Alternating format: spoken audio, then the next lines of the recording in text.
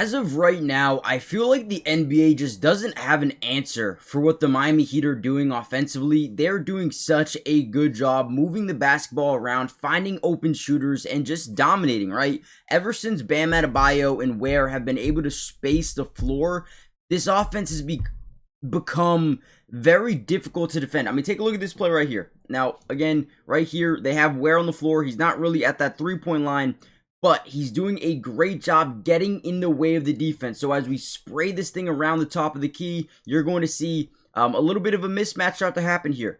Now, great job by our guy, pump faking, getting the defender up in the air. Now, because we get leverage to the basket, we then create rotation from the defense, which means this guy is going to rotate. And I know you guys can't really see that. Let's see if I can change it to this.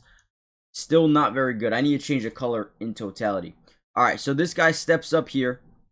Now, this guy has to go play that backside lob because Ware is such a big-time threat. Now, this is the key defender right here. He's got to cover point A in Drew Smith and point B in Jaime Jaquez. So what ends up happening is we drive in, we create rotation from the bottom side. Now, look at him, right? He is looking over at Jaime, moving Ryan Rollins over to the corner, and then no looking out to the top. Wide open. I always do that. Wide open three. Gets it to go. That is how basketball should be played. Drive, kick, right? Find open shooters.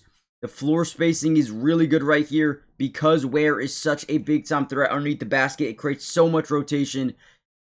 Love it, love it, love it, love it. So we're going to break down a ton of film. Before we dive into it, make sure you guys do me a big favor. Hit that like button if you haven't already done so.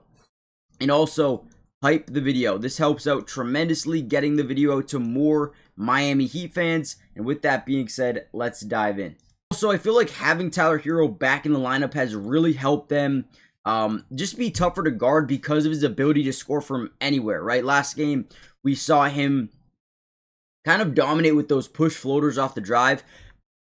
In this game, we see same thing. We swing the ball around the perimeter. We get it to him, top of the key. And right here, he's just going to step back, pull up a three. Guy in his face, doesn't matter, right? He's got that ability to score from anywhere on the floor. And that versatility, the dynamic that he brings to this offense is extremely crucial to how much they're able to score in these games. And another big-time play right here by Tyler Herro.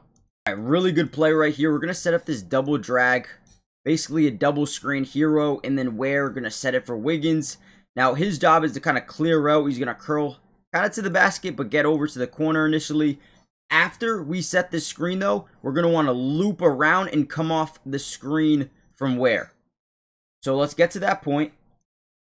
Boom, double drag. Beautiful. Now Ware's job is to now set a screen on Tyler Herro's guy who's actually playing way too far back. So as we set that screen, we're going to get the ball here. We want to read Bobby Portis. Bobby Portis going to be in a drop zone, and it looks like, you see how he's not biting up? Usually these bigs will bite up to prevent that three. Because he's not, we just want to shoot the ball. This guy's playing from the backside. He's not really an issue. Pull up the ball. We're going to roll, or not roll, but pop Ware out to that three-point line, and Tyler Herro gets a pretty much wide open three off because Bobby Portis doesn't do anything.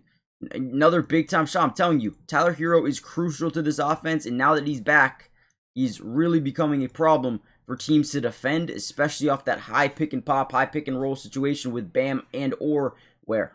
Now, really quickly, guys, before we get any further into the video, make sure you hit that like button, but most importantly, subscribe to the channel if you haven't already done so yet. It is free. It doesn't cost anything, but we will be covering this Miami Heat team throughout the entirety of the year. So make sure you guys join the family, turn on post notifications. That way you're notified every time we drop a Miami Heat video. And trust me, there's going to be a lot this season. So stay tuned and let's keep going. Another great one right here. Now, this one is a little bit different because we were able to drive, kind of draw a quick little double team here from Sims and Kyle Kuzma, and you see Herro kind of popping off this thing.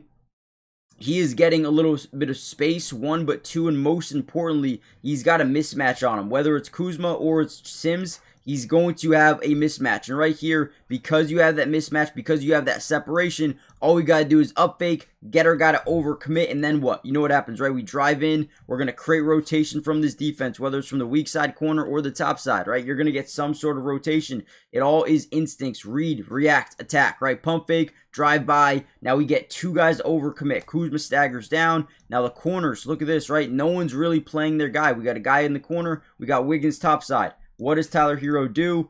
He looks over to the paint, quickly kicks out to the corner, and now look at that. Wide open opportunity for a pull-up three, and Larson gets it to go. He has been another very reliable player within this offense, whether it's passing, right? The first play we saw him do a good job passing the ball. He can also shoot the ball. So the versatility is really, really good right now for this offense. The NBA season is in full swing, which means we all have a chance to over 1,000x our money during this year's NBA season. Now, before I get into my picks for tonight, I do want to show you a big offer that they're giving right now. If you use my promo code DUBS, they're going to give you a 100% match up to $100, which means if you put in 100, they're going to give you 100 to use on the sleeper app. If you put in 50, they're going to give you 50, right? It is an absolute cheat code. But what I am putting in for tonight is Giannis over 30 points. They're taking on Cleveland. He usually has really good games versus Cleveland. I think he is going to have a big night tonight. Probably will get to the free throw line a ton. I also like Evan Mobley to have a little bit more assists because they have Giannis guarding him majority of the time. He likes to kick out, draw double teams in certain areas of the floor. And I think he's going to have a lot of assist opportunities. We also can look at Khalil Ware versus the Knicks. I think he's going to have 10 or more points in this game. And this is 20 to win 70. You guys can obviously put more, put less, whatever you guys want. And again, use promo code DUBS. You'll get a $100 match deposit on your first deposit, depending on how much you put in. Terms and conditions apply. See Sleeper's terms of use for details.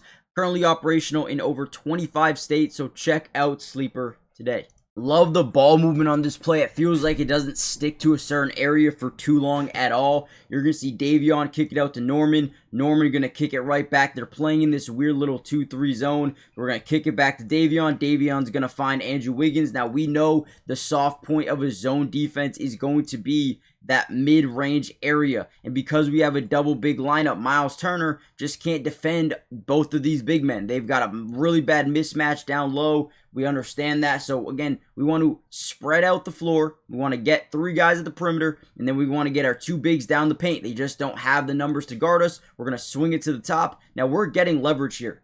And the thing about this right here is as Bam Adebayo, we can either A, give it to Khalil Ware to potentially just get that free and easy bucket, or B, we can put this thing up knowing that Miles Turner is going to close out, right? And because he's going to close out, we know we have probably like an 80% chance of getting a second chance opportunity, right? So it honestly just makes more sense just putting the ball up here and knowing Ware's going to get the rebound.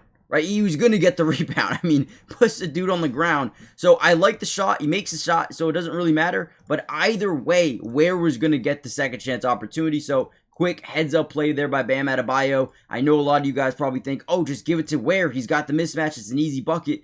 But you just have kind of double the chances with the shot. At least in my opinion, that's how I look at it. Let me know if you guys think differently.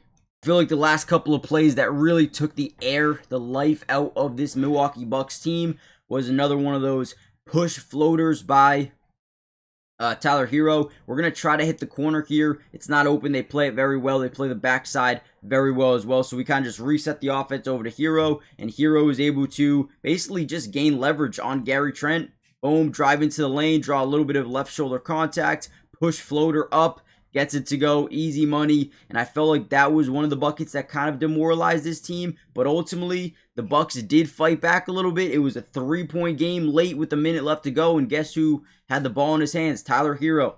Right, high pick and roll. We're going to use the screen, but only to manipulate our defender to try to get over. We're going to cut back this way. The big's playing the wrong side because he thinks we're coming off this direction.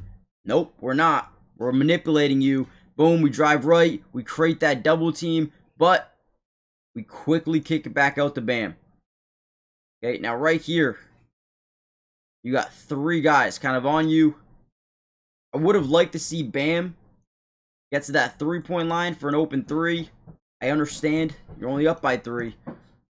But he kind of just thinks that Herro's taking a shot. Bam throws up the push, gets to go. Easy push floater. Once again, they score so many times off that. But ultimately, we're able to win this game just executing offensively. Making some tough shots right there. I would consider that a tough shot because wasn't expecting the ball. Puts it up quickly. Still had time on the shot clock, but decided to take it. So let me know what you guys think. Hit the like button, subscribe, join the family, turn on post notifications. Another day and another win for the Miami Heat, who are continuing to just find ways to win.